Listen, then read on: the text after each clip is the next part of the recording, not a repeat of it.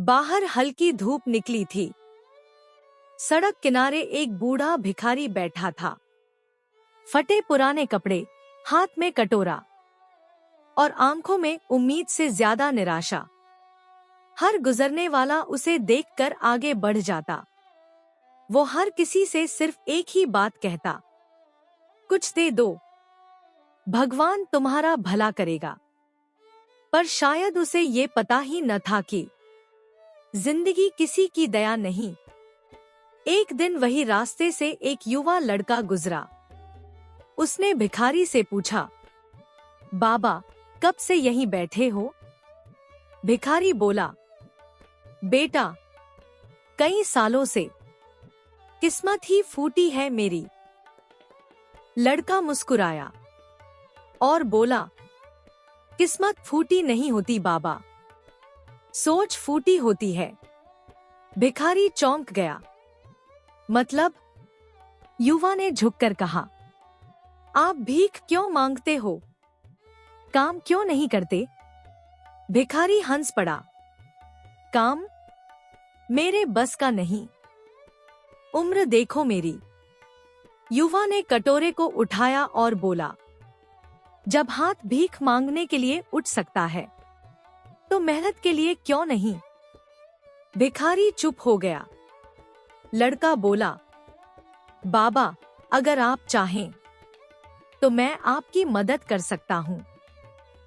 भिखारी ने डरते हुए पूछा, कैसी मदद?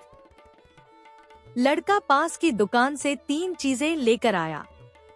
एक छोटी चाय की केतली, 10 ग्लास और शक्कर चाय पत्ती का पैकेट।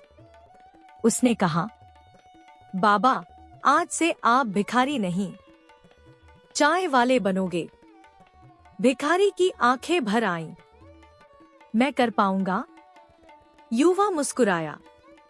अगर सोच बदल ली तो सब कर पाओगे।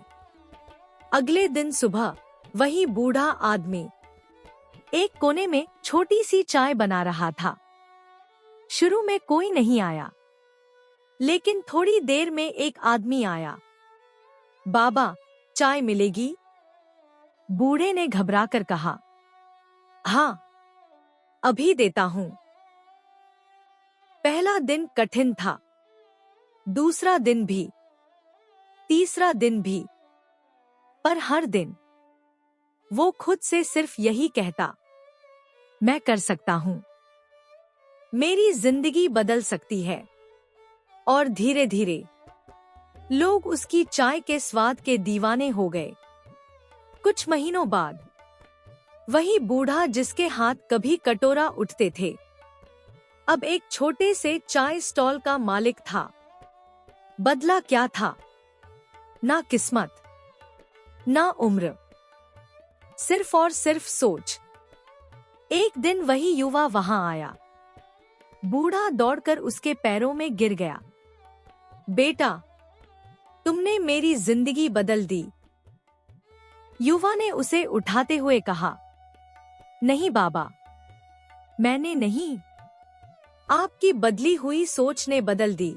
दोस्तों, जिंदगी में मुश्किलें सबके पास होती हैं, पर उनसे बाहर निकलने का रास्ता सिर्फ वही ढूंढ पाता है जिसकी सोच हार मानने वाली नहीं, बल्कि कोशिश करने वाली होती है।